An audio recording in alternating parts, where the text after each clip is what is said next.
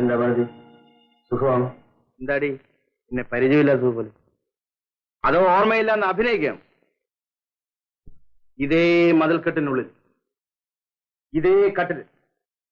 പക്ഷേ അന്ന് ഞാൻ ഇവിടെ കൂടെ കൂടെ വരുമായിരുന്നു. അതിനിപ്പോ എന്ത് വേണം?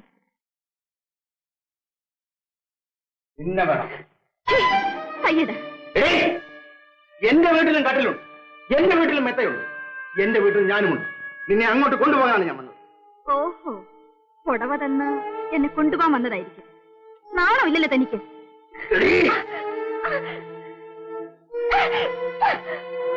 ശീലാവധി ചമയുകയാണോ? എല്ലാ സൗകര്യങ്ങളും തരാം. തനിച്ച് താമസിക്കാൻ ഒരു വീടും തരാം. ഗോപിയുടെ വെപ്പാട്ടി എന്ന് പറഞ്ഞാൽ അതിന്റെ അന്തസ് എന്താണെന്ന് നിനക്കറിയാം. എത്രയോ സ്ത്രീകൾ ഈ സ്ഥാനത്തിന് വേണ്ടി എന്റെ പുറകെ നടക്കുക. എന്തു പറയുന്നു? ഞാൻ പറയുന്നത് കേൾക്കും. ഞാനിപ്പോ പഴയ മാലതിയല്ല.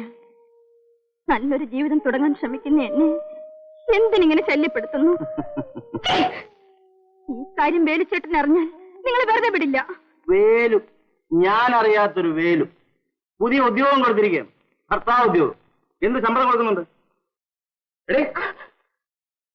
ഭാഗ്യദേവത നിന്നെ അന്വേഷിച്ചു വന്നിരിക്കുകയാണ്.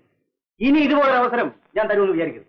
മര്യാദ മര്യാദയ്ക്ക് ഇവിടുന്ന് പോകാനാ പറഞ്ഞത്. ഇല്ലെങ്കിൽ ബഹളം വെച്ച ആളുകളെ കൂട്ടും. ബഹളം വയ്ക്കും. എങ്കിലും ഒന്ന് കാണട്ടെ.